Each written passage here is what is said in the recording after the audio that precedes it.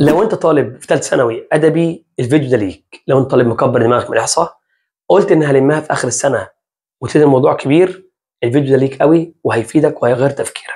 تعالى معايا وخليك معايا للاخر عشان الماده بقت ب 60 درجه. بص يا صديقي، اولا انت عندك الماده ب 60 درجه زيها زي اي ماده عندك في الامتحانات الثانويه العامه.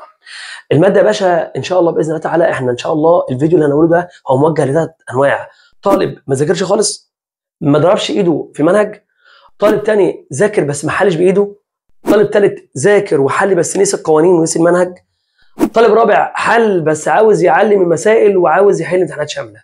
يبقى اذا الفيديو ده موجه لكل الناس دي كلها. طب يا ترى يا مستر انا لو ما ذاكرتش انا فعلا هقدر ادي كويس معاك في المراجعه؟ ان شاء الله. لو انت جواك عاوز تبقى حاجه ركز معايا، ان شاء الله الفيديو ده هيفيدك كتير جدا جدا جدا. طب تعال نشوف مع بعض محتوى المراجعه عامل ازاي. دلوقتي يا غالي في المراجعه بتاعتنا ان شاء الله احنا هنبدا نراجع بعد العيد، اول ثلاث بعد العيد ان شاء الله يوم 8/4 الساعه 9 الصبح ان شاء الله. هنبدا نراجع بمشيئه الله تعالى الباب الاول شرح، وهتحل بايدك معايا في الحصه، وباذنك يا رب هتروح الحصه هتاخد واجب تروح تعمله ان شاء الله. هنحاول جاهدين ان احنا طبعا نحل الواجبات بتاعه الحصص بتاع المراجعات. هو طبعا هنراجع ان شاء الله ما يقرب من 6 مراجعات ل7 مراجعات. طيب الست مراجعات او 7 مراجعات دول ان شاء الله نحاول كل مراجعه يكون لها فيديو حل واجب. لو ما امكنش ان شاء الله يكون في PDF، بس ان شاء الله اوعدك ان شاء الله يكون في فيديو حل واجب، وده اكيد ان شاء الله. طيب بعد كده انا خدت الحصه وحليت بايدي معاك وطمنت على نفسي في الحصه، اروح البيت احل بايدي، تروح تحل بالبيت بايدك في البيت تحل واجبات وتراجع الفيديو بتاع حل الواجب، وتيجي تستلم الواجب بتاعك مشكورا وتخش حصتك باذن الله على امتحان شامل على الباب اللي انت خدته. هنبدا مع بعض في البيت تاني شرح وحل وتطبيق في الحصه، ونروح البيت نعمل واجب ونحل الواجب ونيجي الحصه اللي بعدها نستلم الواجب ونخش نمتحن على الباب الاول والثاني. خد بالك الباب الثالث نفس الكيفيه، هناخد الباب الثالث شرح وحل وواجب وتروح البيت تحل وتسلم واجب وتمتحن على الباب الاول والثاني والثالث، وهكذا لحد ما تخلص منهجك يا صديقي. خد بالك الباب الثالث والباب الرابع هما اتقل بابين عندك، ثالث ورابع دول ان شاء الله كل باب منهم هشرحه على حصتين باذن الله تعالى. الباب الاول محاضره باذنك يا رب، الباب الثاني محاضره، الباب الثالث محاضرتين، الباب الرابع محاضرتين، الباب الخامس محاضره ان شاء الله. وبعد كده ان شاء الله هناخد بقى محاضرتين في الاخر مع بعض باذنك يا رب، او محاضره حل امتحانات شامله واحنا مع بعض كده ان شاء الله بالترتيب. طب يا مستر احنا هنحل منين؟ ايه الملازم المتاحه؟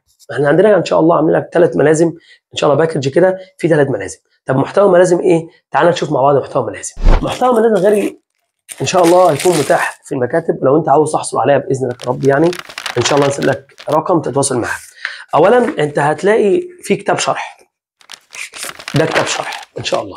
كتاب الشرح ده يا باشا هيكون فيه محتوى المنهج بالكامل، ملخص قوانين الباب الاول والمسائل بتاعته شرح وحل شرح وحل، ونفس الكلام الباب الثاني باب الثالث باب رابع باب الخامس.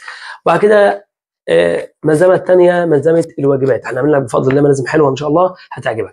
ملزمه الواجبات عباره عن ملخص قوانين برضو الباب، وبعد كده بنك اسئله هتحله واجب ليك ان شاء الله. طيب بعد كده اخر حاجه خالص هننهي لك بملزمه الامتحانات النهائيه. هعمل لك كام نموذج، عاملين لك بالظبط 15 نموذج. 15 نموذج عباره عن امتحانات السنين السابقه مع امتحان النموذج الاسترشادي 2025 مع حوالي احنا عاملين 6 نماذج او 7 نماذج من دماغنا بنفس كيفيه الامتحانات النهائيه. طيب ان شاء الله ده احنا هنحل مع بعض ال3 ملازم دول من الجلده للجلده، هنحل كل حاجه مش هسيبك ولو لحظه ان شاء الله. اطمنك الماده يا جماعه ماده مهمه، ماده سهله ان شاء الله، مش هقول لك صعبه عشان تذاكرها كويس، مش هقول لك سهله عشان تهملها، والله ماده محتاجه تركيز ب 60 درجه زي قد ماده عندك، ومحتاجه منك لو انت ركزت هتلاقي نفسك بتأدي فيها كويس، وهتلاقي نفسك في اخر السنه خارج مبسوط من الامتحان. وباذن الله يا رب نيجي متحمسين ونبدا مراجعات صح، تيجي مستعد معاك كشكولك معاك كتبك معاك ملازمك معاك حاجتك، نبدا حصصنا صح، نبدا نبدا بدايه النهايه صح، لان فعلا هي دي نهايه رحلتك، لان فعلا الجزء الاخير من الرحله هو اهم شيء. لازم ربنا يكرمك ويوفقك وتتك على نفسك، عشان مش هتكلم بقى عشان ده مستقبلك وعشان حياتك والكلام ده كله، فيعني انت عارف راجل كبير وعارف مستقبلك كويس. نشوفك على خير يا صديقي، وباذنك يا رب نكون مستعدين، وبالتوفيق والسلام عليكم ورحمه الله وبركاته.